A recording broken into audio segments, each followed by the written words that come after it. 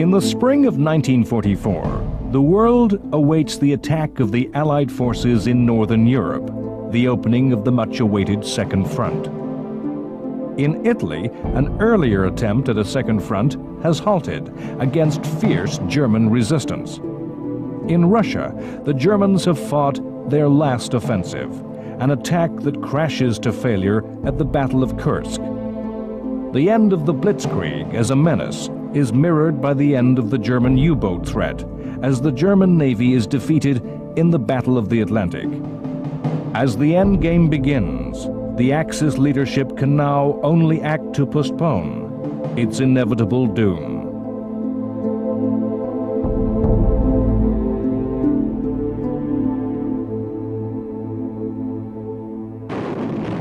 The previous autumn, the Italian advance of the Allies had stopped before the town and hill of Monte Cassino.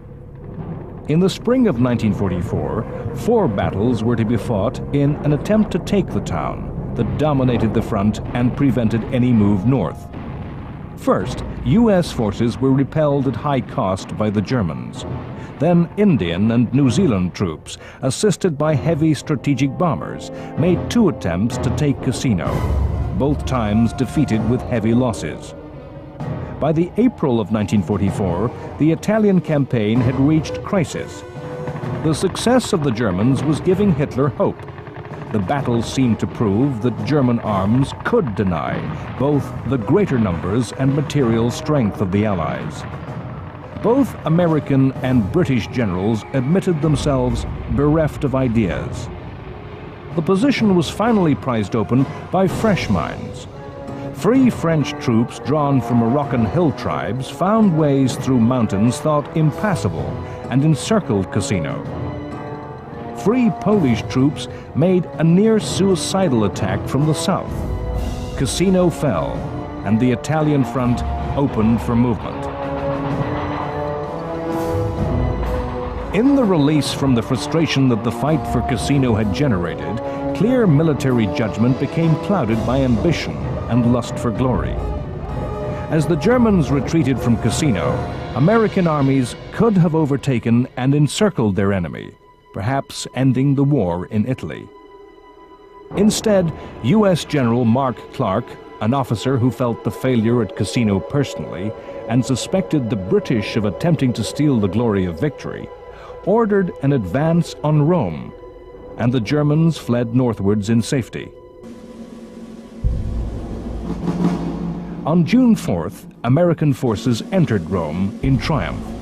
Meanwhile, German engineers were preparing a new complex line of fortifications against which the battle would have to be fought all over again. Soon, the glory of the capture of the Italian capital would be overshadowed by greater events. As Cassino fell, in the Pacific, U.S. forces for the first time occupied Japanese territory. The Marshall Islands were a remote group of 36 Micronesian atolls forming part of the outer perimeter of Japanese defenses.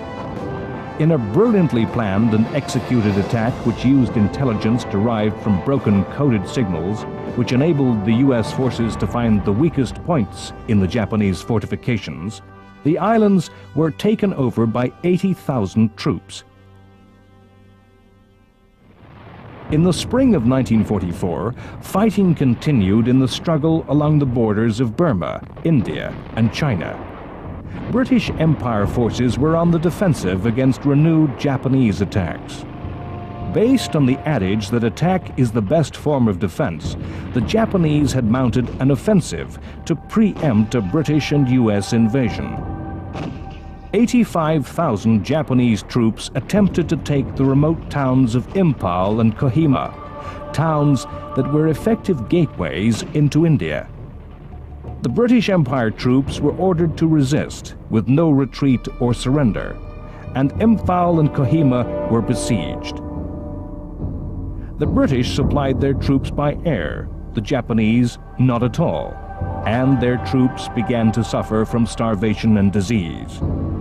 The British troops defied Japanese attack after Japanese attack for 80 days, with increasing desperation on both sides. In late June, the Japanese were forced to withdraw. Only a quarter of their troops had survived. The British began preparations to pursue their enemy. For nearly 4 years, Western Europe had suffered German occupation. However, it was clear to the world that this era of history was ending. All over southern England, the signs were that the invasion was coming. A massive assembly of men and material was gathering. The Allies aimed to bring an overwhelming strength to bear against the Germans. The invasion was given a secret code name, Operation Overlord. The coast of Britain, to a depth of 16 kilometers, became a secret forbidden military zone. Villages evacuated of civilians, countryside and coast requisitioned by the military, as armed forces practiced and practiced again the skills of amphibious warfare.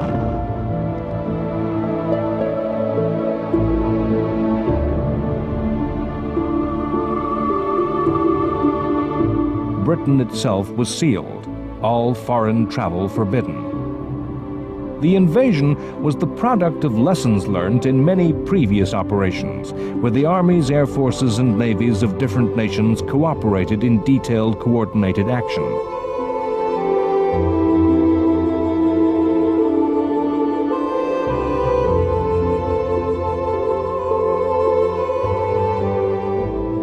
At the top of the organization was United States General Dwight D. Eisenhower. Eisenhower's abilities were political as much as military, making the alliance work in everyday reality. If it is true that every battle is won or lost before it's fought, then the leadership and the staff that Eisenhower assembled is the embodiment of that idea. There was meticulous attention to detail and a refusal to act without the correct preparation and resources for victory. The actual military plans were in the hands of Bernard Montgomery, the master of the set-piece battle, with a fanatical obsession for detail. Eisenhower's diplomacy was crucial in his winning command of both British and American strategic bomber air forces. The Air Force commanders believed their attacks on German industry and cities could win the war on their own, and resisted their planes being used in the support of ground forces. Events would show Eisenhower right. It's hard for us to realize that armies fighting on beaches, fighting their way ashore with specialist equipment, was a new thing. Historically, amphibious landings were made by ordinary ships, ordinary boats, by small armies.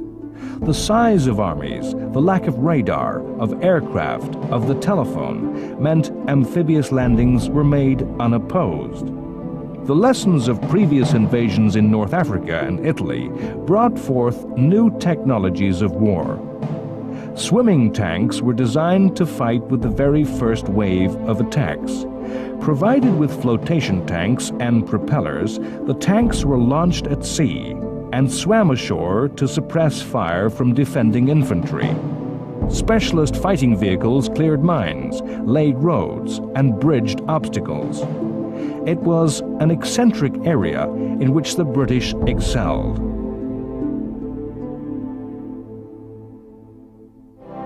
The Allies' preparations and rehearsals, though, could not be hidden. It was not hard for the Germans to guess which beaches could be targeted for landing. It was obvious that the invasion would be mounted within the range of fighter cover from planes flying from England. It was not difficult to determine when time, tide, and weather would be right. Two broad strategic options lay open to the Allies. First, to attack across the English Channel at its narrowest, to land near Calais. This would be an obvious move. Once established, Allied forces would have a short thrust into southern Germany. The alternative would be to attack in Normandy. further to the west. The Allied forces mounted a complex campaign of deception aimed at fooling the Germans into thinking that an invasion was to fall on Calais, when in fact the attack was to be made in Normandy. A phony military formation was created, the 1st U.S. Army Group. This imaginary unit was based opposite Calais. The Germans were able to listen in to signals passed between fictional units. Vast arsenals of weaponry could be spied by German reconnaissance, inflatable tanks, and dummy aircraft. All Germany's spies in Britain had been caught and turned, and were feeding fake intelligence to their spy masters. Air power was central to the success of Overlord. In the Italian campaign at Salerno and Anzio, well-organized German troops had quickly brought up reserves against Allied amphibious landings. The first days and weeks of the invasion would be a race between the two armies to bring reinforcements into action. Air power was crucial to the Allies winning that race, attacking the roads, the railways, and the bridges the German army would use. In April and May 1944, more than 11,000 aircraft of all types flew 200,000 sorties against targets in France. Communications, airfields, military bases, coastal guns, and radar stations. The railway system of northern France was almost entirely destroyed. The air forces were important in the deception, too. 3 times as many bombs were dropped in the east aimed at the Calais region as were dropped near to the true Normandy target. The Luftwaffe was entirely overwhelmed. It had a mere 300 aircraft to match 11,000 of the Allies. The disruption wrought by the Allied air forces was complemented by the actions of the French resistance. The armed resistance, the Maquis, was not strong enough to take on the German army, but through acts of sabotage and diversionary attacks, they disrupted German communications, preventing the rapid reaction that could have halted the invasion on the beaches.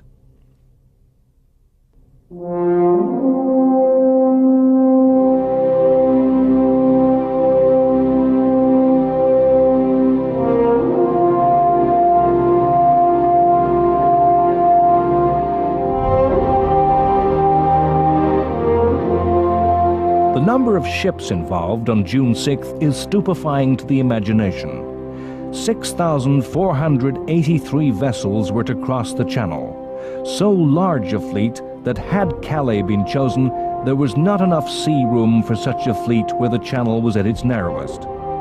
The fleet included 4,000 landing craft and hundreds of specially adapted transport ships and stretched from horizon to horizon in every direction. 7 battleships, 23 cruisers, and more than 100 destroyers accompanied the troop transports. On D-Day, these ships engaged the German coastal guns. Germany had but 4 destroyers and 39 motor torpedo boats. Germany's plans to resist invasion were no less detailed. Allied troops were to be met on the beaches by a formidable line of bunkers and coastal guns, the Atlantic Wall. The defenses were organized by Erwin Rommel. He intended any invader to be pinned down on the landing beaches by what were called the static divisions manning the forts, and then hit by a mobile reserve of panzer forces held inland. The Germans stripped the French Maginot Line to build the Atlantic Wall. They laid millions of mines and devised cunning traps and obstacles for landing craft and tanks. The destruction of the coastal defenses by the warships needed daylight. The landing craft needed low water, early in the morning, and the airborne attacks to be made at night needed the full moon. This narrowed the date for D-Day to the 5th, 6th, or 7th of June. Bad weather on the 5th caused the attack to be put back 24 hours. The first forces to land in France did not storm ashore from landing craft. Rather, they arrived in the early hours of the morning of the 6th. Landings were made by over 23,000 parachute and glider troops. The airborne landings were made on the flanks of the invasion zone to protect the beaches from counterattack, whilst the seaborne forces established a bridgehead. The ground forces were delivered to 5 landing beaches. In the east, 2 areas, codenamed Utah and Omaha, were the responsibility of the American forces. The experience of fighting on the 2 beaches was very different. On Utah Beach in the far west, the American forces met perhaps the weakest of German troops. 3 battalions of infantry defending the beaches surrendered without firing barely a shot. The Utah casualties of 197 were the lowest of any on the day of the invasion, in comparison to the 23,000 who came safely ashore. In contrast, the U.S. forces landing on Omaha underwent the very worst of ordeals endured by any troops on June 6th. The U.S. 1st Division came ashore to be met by perhaps the very best troops that the Germans had stationed on the coast. The American soldiers landed on beaches overlooked by cliffs, beaches onto which the Germans were able to direct murderous artillery fire. At Omaha, the swimming tanks were launched too soon, and many foundered in heavy seas. Without the support of these tanks, the infantry on the beach was vulnerable to German infantry in fortified positions. Omaha Beach has been called a disaster and portrayed in fiction as hell. Yet, despite 2,000 deaths on the first day, 34,000 came ashore. British forces attacked to the east on beaches codenamed Gold and Sword. On Juno Beach, the invaders were Canadian. On all 3 landing zones, the German defenders were not the best and were thinly spread. On Sword and Juno, the landings were made easily against little opposition. Before midday on June 6th, the troops were able to join up with the airborne forces, dropped in the rear of the Germans. Overlord was a complex operation, dependent upon every element playing its part. On Gold Beach, a failure of the naval bombardment to suppress all German fortifications and the swimming tanks becoming separated from the infantry meant that the British took heavy casualties.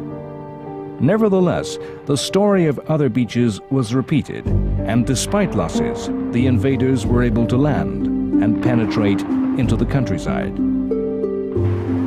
An important lesson of the fighting in Italy was the need to maintain a safe and plentiful line of supply. The Allies needed to bring supplies and reinforcements ashore faster than the Germans could move the same overland by road and rail. The Overlord plan involved capturing the French port of Cherbourg, but 2 technologies were developed that enabled the Allies to have a secure supply.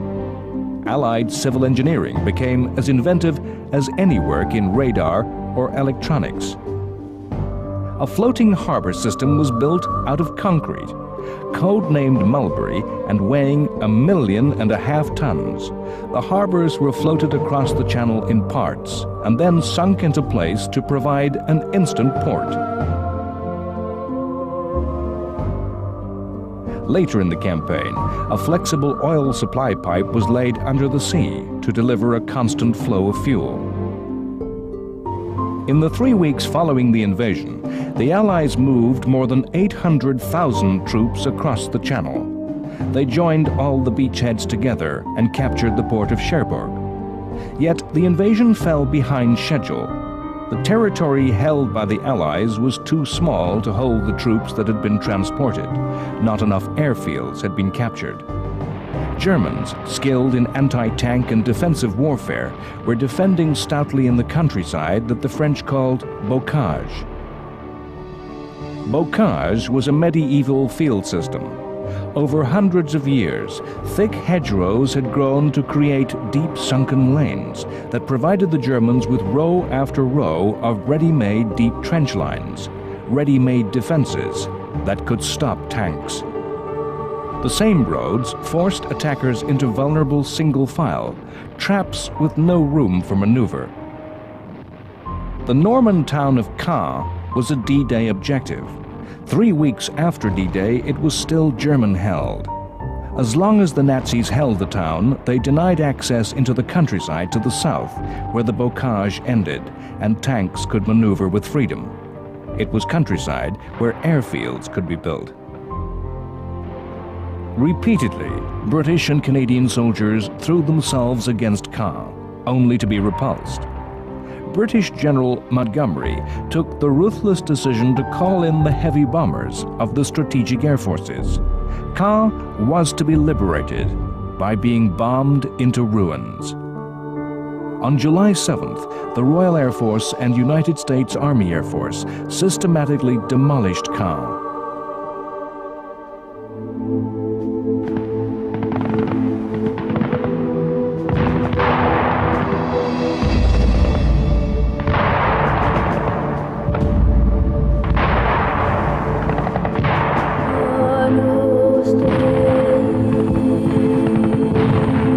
In the next week, the British and American armies fought a series of fierce battles as they pushed the perimeter of the beachhead ever south.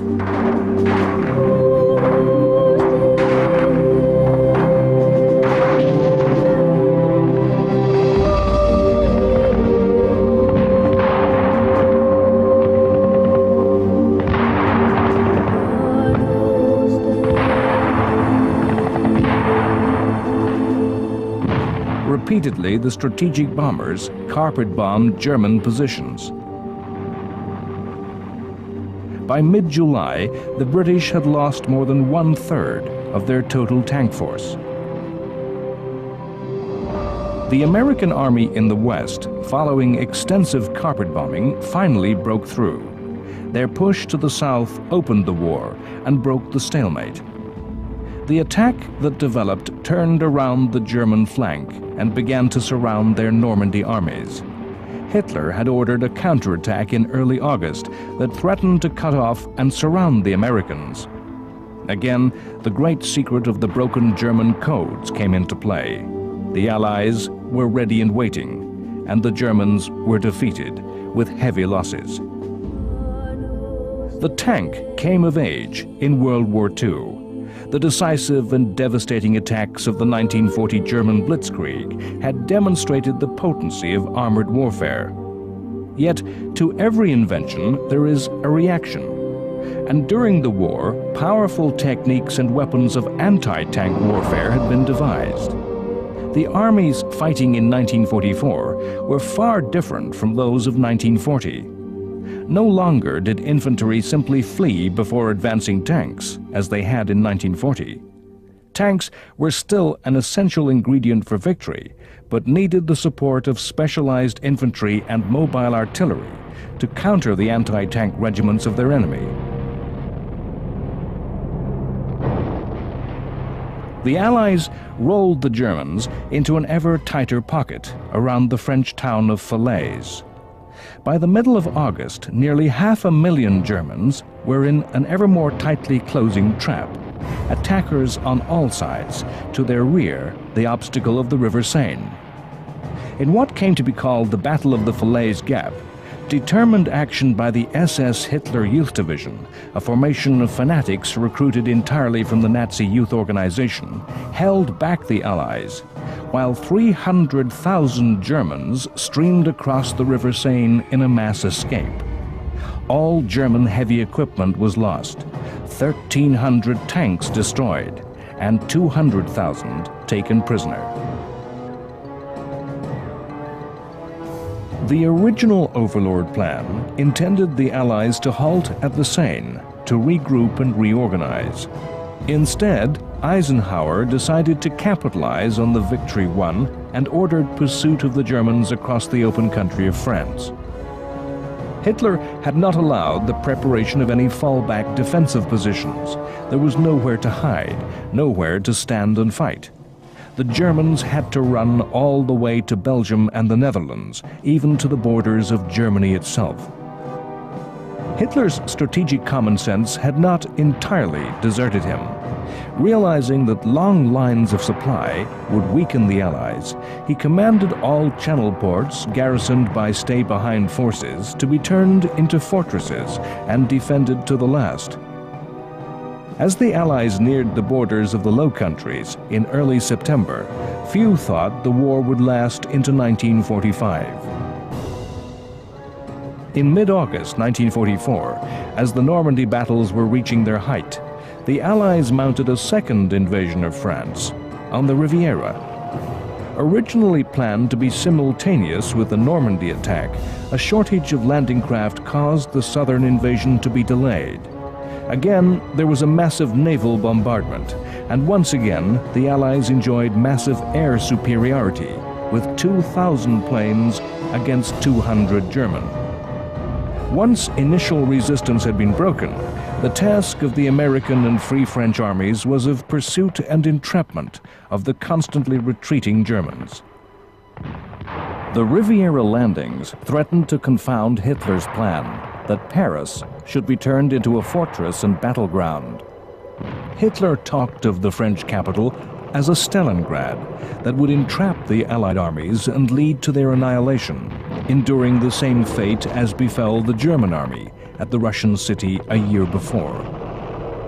The Riviera landings threatened to surround Paris and instead make the city a trap for the Germans.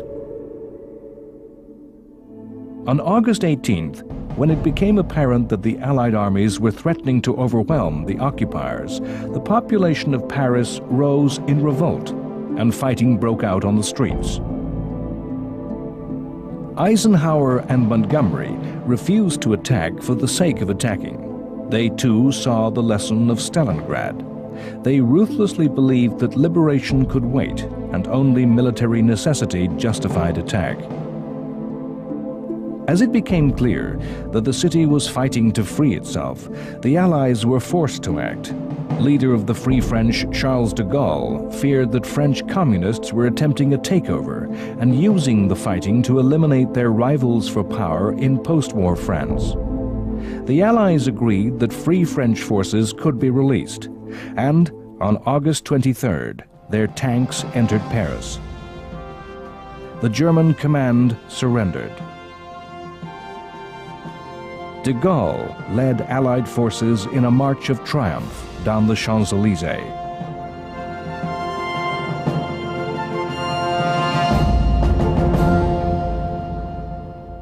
In the complicated timeline of World War II, it's possible that the smallest of human actions might have ended the war and saved many hundreds of thousands of lives. On July 20th, there was an assassination attempt upon Hitler.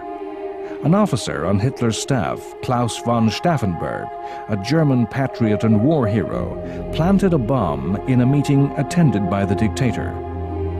Fortune was at Hitler's side that day. The meeting changed location to a building that minimized the effect of the blast. Another officer, just wanting to get a closer look at a map, moved the bomb behind a heavy table. Hitler had moved from his usual place in the room. Though 3 died, Hitler survived unhurt, and came to believe that his survival was the portent of a greater historical destiny. The group of soldiers and civil servants that had hatched the plot were arrested and sadistically executed. The plotters included Erwin Rommel, who was told to commit suicide, or his family would be sent to concentration camps. So the war continued, and Hitler came to believe in miracles.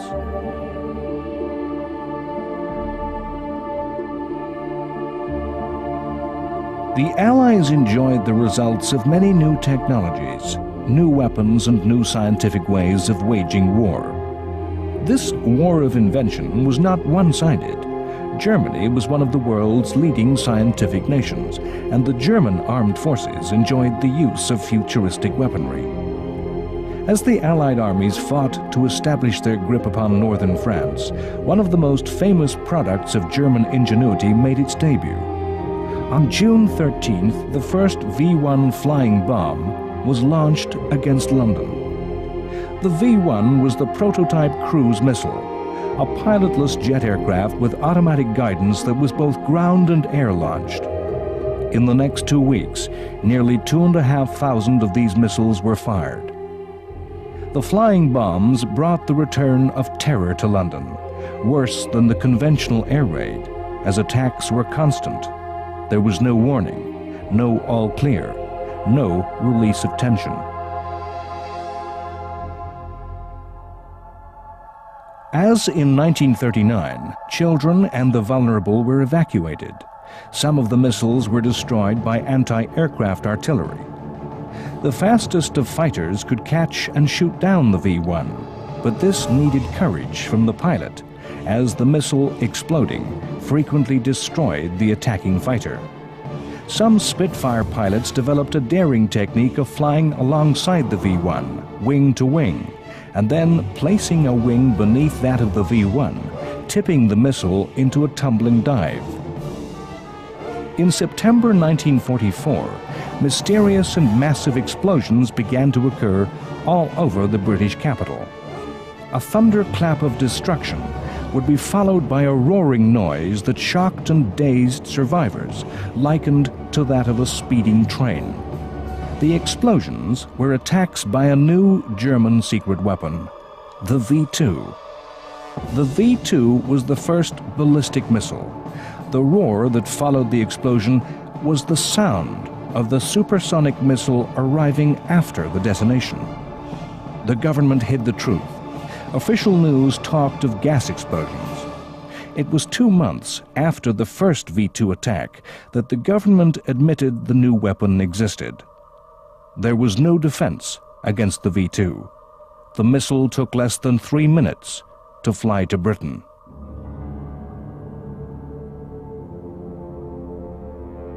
In the Pacific, the gradual process of erosion, of driving back the Japanese island by island, continued. In June 1944, yet more amphibious assaults began, this time in the Marianas Islands. The islands were important to both attacker and defender. The first target, Saipan, was an important Japanese base and within strategic bomber range of the Japanese home islands. The second U.S. objective, Guam, held important supplies of fresh water and was the best natural harbor in the western Pacific.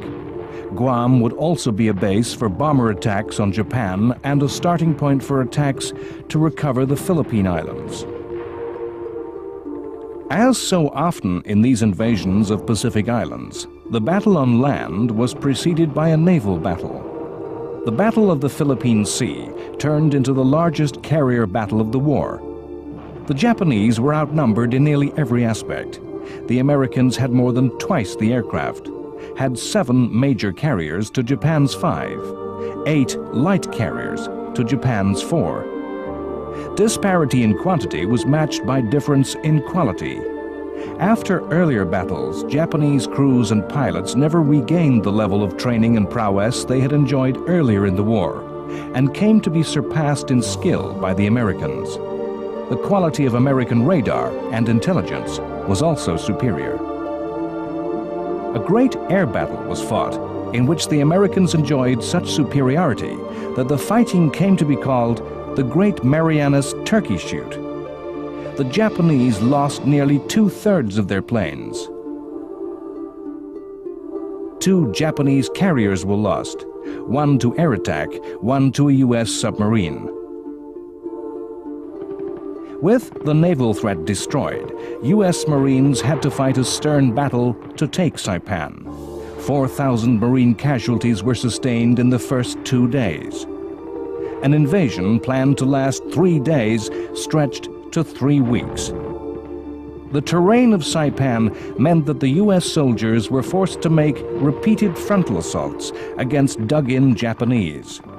The defenders fought with fanatical determination. In July, a mass suicide attack by the Japanese saw more than 4,000 Japanese troops killed in 1 day. Rather than surrender, many Japanese chose to die by their own hand. The delays caused in the taking of Saipan allowed both defenders and attackers of Guam to make full preparations. The Americans opened the assault with the heaviest air and naval bombardments of the Pacific War. More than half the 20,000 Japanese defenders were killed before a single U.S. Marine landed. Although Guam was secured easily, the remnants of the Japanese forces fought on. The last surrendered in 1972.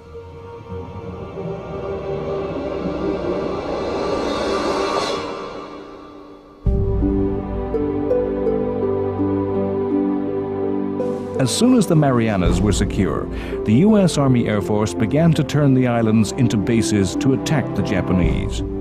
The raids were to be borne on the wings of a new aircraft, the B-29 Super Fortress. The B-29 was a huge aircraft that could carry a heavier bomb load at greater range than any other aircraft. At first, the planes had flown a tortuous route from bases in China, from where southern Japan was just in range. From November 1944, the Marianas had been turned into air bases. The first raids had been precision high-level attacks upon the Japanese aircraft industry. The raids were inconclusive. In the coming years, these tactics were to be abandoned in favor of mass area attacks against Japan's wooden cities.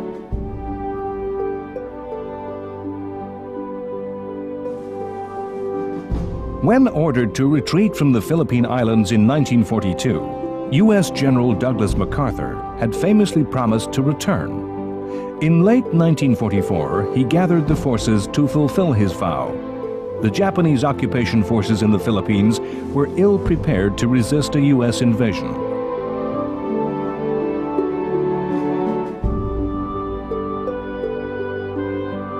Japan had entered the war in 1941 fully mobilized, with as many men as possible in uniform and industry at near capacity. The United States Navy had imposed a tight blockade around the Japanese islands that severely restricted Japan's capacity to wage war. In contrast, the U.S. Navy enjoyed an embarrassment of riches, able to draw from a well of near-bottomless resources. New battleships, new cruisers, new destroyers streamed from U.S. shipyards. Of the most important ships in the war, the aircraft carriers, no less than 21 new major carriers had been launched since Pearl Harbor, 5 times the equivalent number of Japanese ships. The total number of aircraft the Americans could embark was 3,000, 3 times the Japanese strength. In September 1944, U.S. carrier aircraft destroyed Japanese air forces on the Philippines. In October, MacArthur assembled a fleet of over 700 ships. And following a huge bombardment by battleships, U.S. troops landed on the Philippine island of Leyte.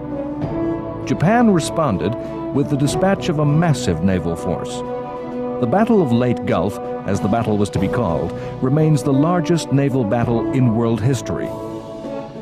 The Japanese plan was for their aircraft carriers to lure away the American carriers from the landings. Meanwhile, a separate force of Japanese battleships would attack the troop transports and the landed forces. The Battle of Leyte Gulf has been described as the last throw of the Imperial Japanese Navy. Effectively, every major warship that remained to Japan was thrown into the gamble. The last reserves of ships, men, and aircraft were deployed to effect a decisive battle. The battle was, at the same time, a carrier battle, where the air forces of the 2 carrier fleets engaged each other and the enemy carriers. And it was traditional battle fleet engagement, where big gun battleships fought each other in duels of naval artillery. The battle was complex, as the 2 fleets divided their forces and searched for their enemy amongst the scattered Philippine islands. Admirals on both sides lost their nerve, then found renewed determination. Massive Japanese battleships, the largest in the world, surprised light U.S. carriers, which fought courageous actions against opponents many times their weight. Destroyers attacked each other, or mounted audacious attacks on much heavier ships. Ships were lost by both sides at late, but the fortune of war smiled on America, and the result was a naval triumph which ranks as a victory alongside Trafalgar, as the U.S. Navy destroyed the Japanese. All 4 Japanese carriers and 2 of the battleships were sunk. Japanese Admiral Nishimura went down with his ship. With the naval battle resolved, the fighting on land began. MacArthur spectacularly waded ashore before the newsreel cameras. Further inland, 70,000 Japanese and 15,000 Americans died in the battle to establish a bridgehead. The Japanese failed to throw back the invaders, and a long battle for liberation began. It was at late that a new word passed into the languages of the world: kamikaze. A kamikaze attack was a suicide attack by a pilot crashing his plane loaded with explosive onto an enemy warship. Throughout the war, in rage or fanatical desperation, Japanese aviators had crashed onto their enemies. It was at late that the kamikaze attack became an official tactic. The kamikaze drew on Japanese mythology. The word kamikaze meant divine wind, and referred to a miraculous tempest that suddenly arose to destroy a Chinese invasion fleet approaching the defenseless shores of medieval Japan. Kamikaze attacks were not always by aircraft. Japan was to deploy midget submarines, human-piloted torpedoes, and even small manned rockets in suicide attacks. It was the converted fighter aircraft that were to be the most effective. At late, a U.S. carrier and an Australian cruiser were to be the first victims of the divine wind.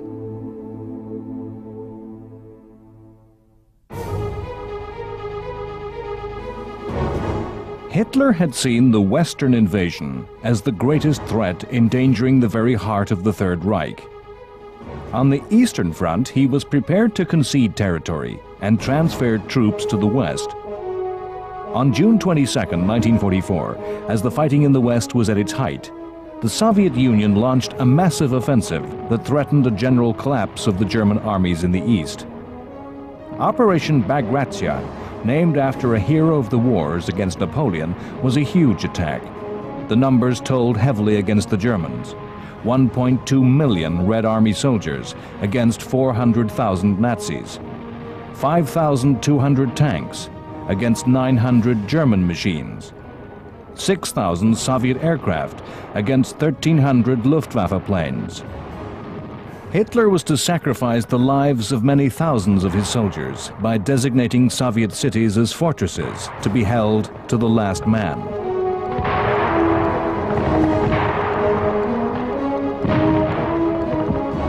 In just 5 weeks, the Russian armies advanced nearly 750 kilometers. By the end of July, the Red Army was 20 kilometers from Poland's capital, Warsaw. As happened at Paris, the population of the Polish capital, with the sound of Russian guns echoing over their city, rose in revolt. The Russians did nothing. They drove attacks to the south, into the Balkans, fighting in Bulgaria, Romania, and Hungary, and north into the Baltic states.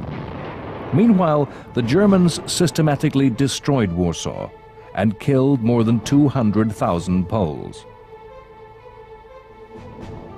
The Russians were already looking forward to the post-war order.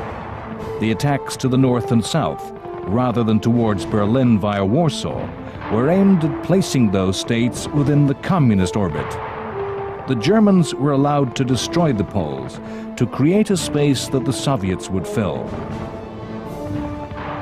The war aim of the Allies seems at first simple: the destruction of Nazism, the rolling back of Axis conquests, the liberation of enslaved peoples. Already in late 1944, the signs were there to see that the post-war world would not be a place of simple, straightforward certainty.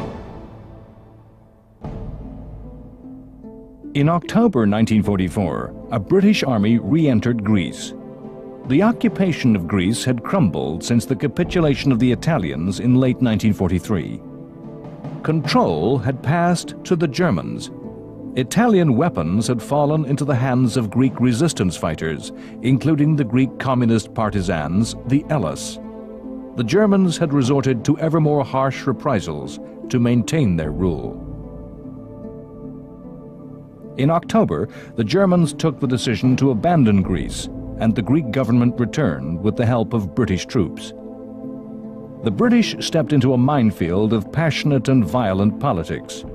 In December, a demonstration in Athens by Greek communists turned into fighting as they were opposed by supporters of the returned government. In days, the British Army was fighting Hellas in the streets.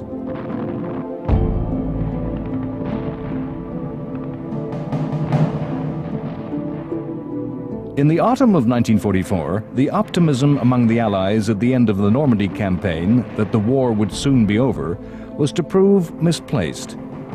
The advance across northern France had been so rapid that by early September, the Belgian capital of Brussels had been liberated and the port of Antwerp captured. Supply was crucial to the continuation of the war on into Germany. The capture of a major port facility was a major prize for the Allied armies, but was a prize that was to be squandered. Hitler ordered all Channel ports to be held to the last man. Dunkirk was to hold out to the very end of the war. The capture of Antwerp left a large German force to the west, controlling the approaches to the port, rendering it unusable.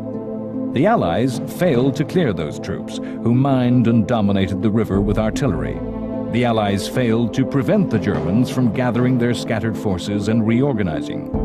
The Allies ignored intelligence that revealed their plan to fight a major battle against the Allied supply lines. No action was taken because of the wave of feverish optimism that the war could be ended quickly. The will of the Allied commanders was focused elsewhere. The distraction was the operation planned by British General Bernard Montgomery to seize a crossing of the River Rhine by airborne attack, drive forward to the captured crossings with armored forces, then invade Germany and end the war before Christmas. This was the famous Arnhem attack, the bridge too far. In mid-September, American airborne forces seized bridges at Nijmegen and Eindhoven, attacks that went smoothly and with success. The British 1st Airborne Division descended upon Arnhem, deep in the Netherlands. The British forces, though, were dropped not near enough to their targets. They landed upon 2 SS Panzer divisions that were re-equipping, and the British plans for the operation were captured. British forces found themselves pinned down, and, under increasing pressure, failed to capture the bridge. The action by ground forces to link up and relieve the paratroopers and glider troops was met by heavy German resistance and ground to a halt. After a week, the British were forced to admit defeat. What troops could be saved were, but 6,000 were taken prisoner and more than 1,000 killed.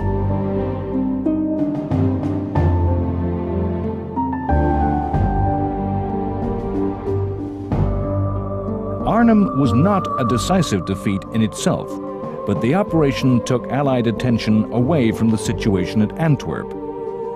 The failure to mount a simple mopping-up operation and make Antwerp port operational was to lengthen the war. After the chaos at Arnhem, the Allies had to fight a series of difficult actions against the German forces that had taken the opportunity to reinforce and prepare. The battles were fought across the flooded and waterlogged Low Countries. Attacks had to be made by commandos with amphibious vehicles. Canadian armies had to make repeated charges across open ground against prepared German artillery, surrounded by dense infantry defenses.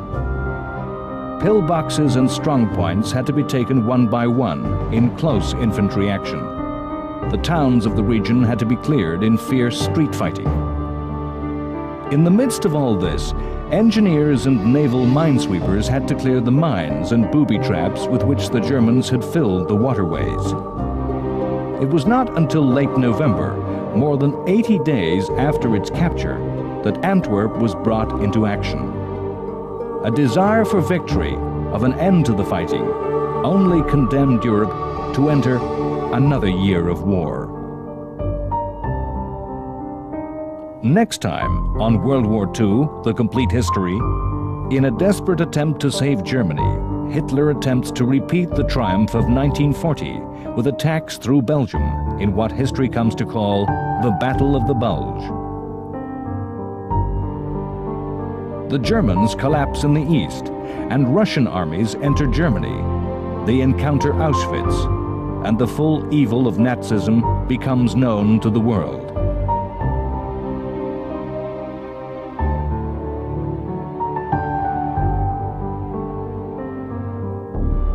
The last act of a dying Franklin Roosevelt is to attend a conference of the great powers at Yalta. The leaders sit together, not only to plan the war, but to draw the map of post-war Europe.